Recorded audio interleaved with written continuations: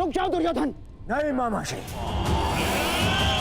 आज मेरे मध्य मत आइए। बहुत हो गया, बहुत हो गया इन पांडवों का। आज अभी और इसी क्षण इन पांडवों को और इस युद्ध को समाप्त कर दूंगा मैं। और मुझे भी कोई कारण नहीं दिखता कि मैं तुम दोनों को अभी उसी समय समाप्त न कर डालूं। कारण है मेरे पास भीम, है कारण, परंतु वो कारण मैं तुम्हें नहीं बताऊंगा, तुम्हारे ज्येष्ठ भ्राता युधिष्ठिर को बताऊंगा। क्यों धर्मराज, आप तो स्वयं धर्म के प्रतीक हैं। आपसे ऐसे अधर्म की आशा नहीं की थी मैंने। और धर्म आपने किया है मामाश्री। आपने मामाश्री शल्य को अपनी चाल में कोई छल नहीं किया, कोई अधर्म नहीं किया है मैंने।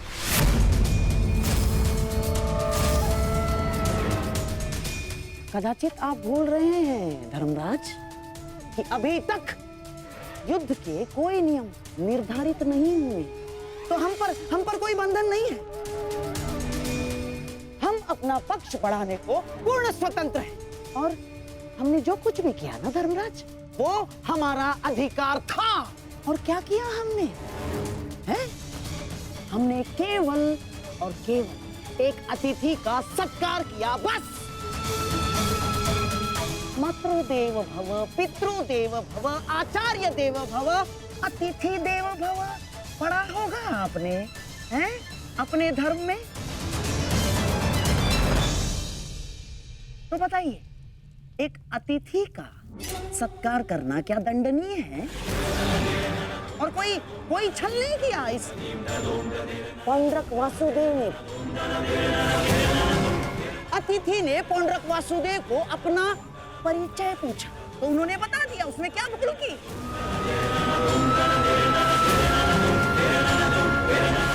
और हाँ, आपके मामाश्री शल्य पर हमने कोई दबाव नहीं डाला। ना ना ना ना ना ना, बिल्कुल दबाव नहीं डाला। अपितु हमारे आतिथ्य से प्रसन्न होकर हमारे साथ रहने का उन्होंने हमें वचन दिया स्वयं।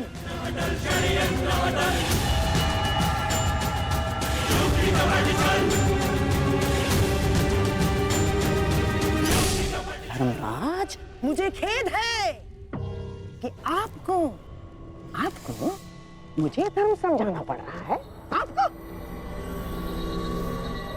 क्या आपने धर्म शब्द का उच्चारण किया गांधार राज?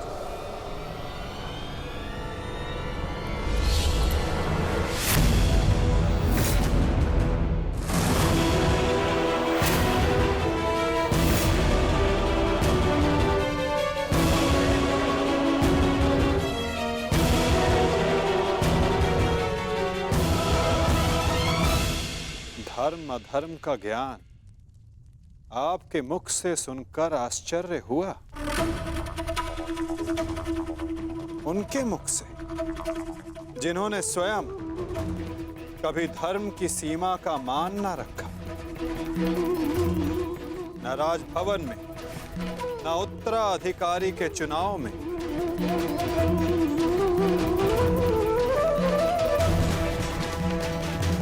न द्यूत क्रीड़ा में, न दूत के सत्कार में। और आप धर्म की बात करते हैं गांधार राज। इनसे और क्या अपेक्षा की जा सकती है माधव?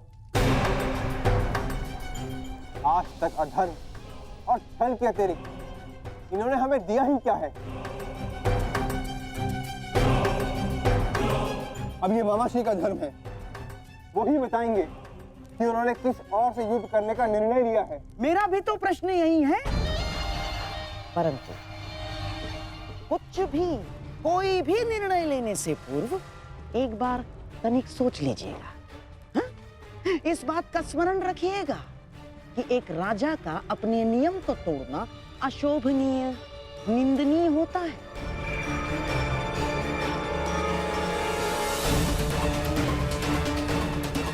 क्या कैसे आपकी प्रजा आपका सम्मान करेगी, जो राजा अपने दिए हुए वचन को तोड़ देता है, दिए हुए वचन से पलट जाता है?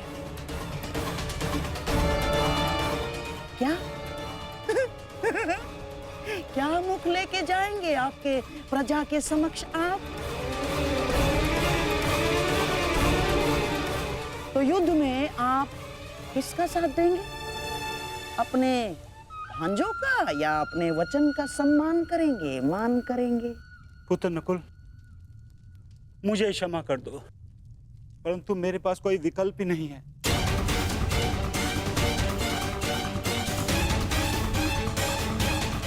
मुझे अपने वचन के मान के लिए इन कौरवों का पक्ष चुनना ही होगा।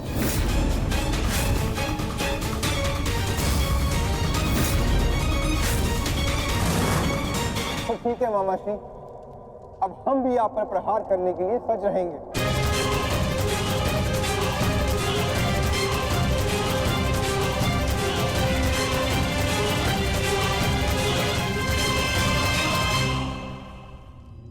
आपको इस निर्णय का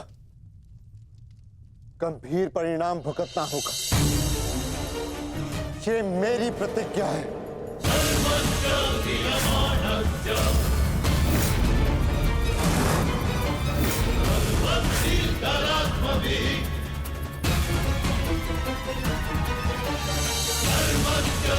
पुत्र,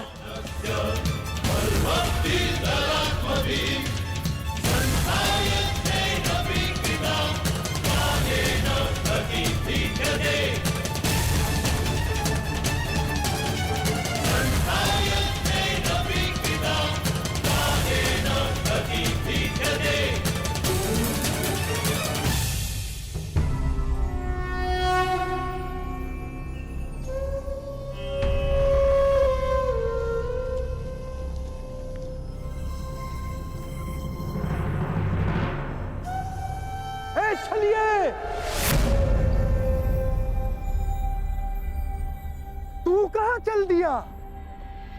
चलिए कृष्ण।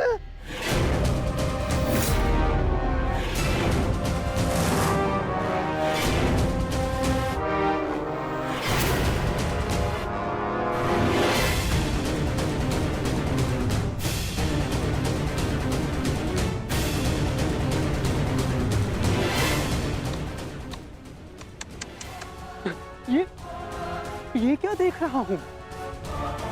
वो कृष्ण जिसके मुख से मुस्कान कभी जाती ही नहीं थी, आज वो इतना गंभीर मुख बनाकर बैठा है, इतना विद्रूप मुख बनाकर बैठा है। तनिक सोचो, युद्ध के पूर्व ही तुम्हारी ये दशा है, तो युद्ध के पश्चात तुम्हारी कैसी दशा होगी? अब मुझे तुम्हें देखकर क्रोध नहीं आता, दया आती है, दया।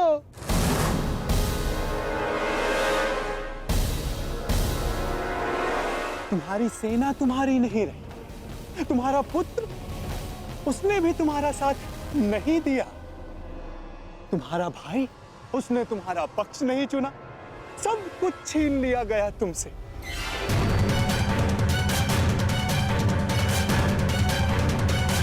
अरे हाँ, मुझे तो अभी स्मरण हुआ, तुम तो बड़ा मायावी बनते हो ना, तो क्यों नहीं रोक लेते ये सब? हाँ, रोक लो, रुको।